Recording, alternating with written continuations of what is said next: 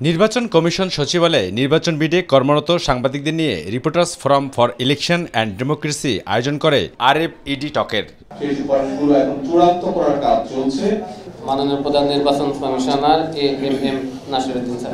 এ সময় প্রধান নির্বাচন কমিশনার AM নাসিরউদ্দিন বলেন, যদি স্বাধীনতা অক্ষুণ্ণ থাকে তাহলে স্থানীয় সরকার নির্বাচন সুষ্ঠু করা সম্ভব। ভোটারদের ভোটাধিকার ফিরিয়ে দিতে গণজাগরণ সৃষ্টি করার উপরেও বিশেষ বার্তা দেন সিইসি। আমরা যে ইলেকশনটা করব এই আইন কানুন বিধিবিধান কিন্তু এখনো চূড়ান্ত অবস্থায় নাই, কারণ রিফর্মস কমিশনের রিপোর্টগুলো আসা শুরু করেছে। এখন এদের মধ্যে কতটুকু গ্রহণযোগ্য হয়, কতটুকু ইনকর্পোরেট করতে হবে, বিভিন্ন বিধিবিধানের মধ্যে ইনকর্পোরেট করতে হবে, এটা আমরা we are not still sure about it. CEC বলেন, জাতীয় সংসদ নির্বাচনের আগে তড়িঘড়ি করে স্থানীয় সরকার নির্বাচন আয়োজন করলে নির্বাচন কমিশন প্রশ্নবিদ্ধ হবে, আর নির্বাচনের জন্য জটিল আইনি বাধা দূর করতে হবে। শিডিউল ঘোষণার সময় যেসব দলের নিবন্ধন থাকবে তাদের নিয়ে নির্বাচন হবে বলেও জানান সিইসি। মাননীয় প্রধান উপদেষ্টা বলেছেন যে উইথ মিনিমাম রিফর্মস ডিসেম্বর, আর যদি বেশি করে রিফর্ম করতে হয় জুন। আমরা এই টাইম ফ্রেমটা নিয়ে কাজ করছি।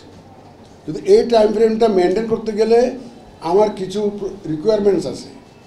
এই রিকোয়ারমেন্টটা হচ্ছে যে আমাকে রুলস অফ দি গেমসটা ফিক্স করতে হবে, আমার জন্য মাঠটা ক্লিন থাকতে হবে। যত চ্যালেঞ্জে থাক নিরপেক্ষ হবে সব নির্বাচন বলে সাফ জানিয়ে দেন প্রধান নির্বাচন কমিশনার AM নাসিরউদ্দিন।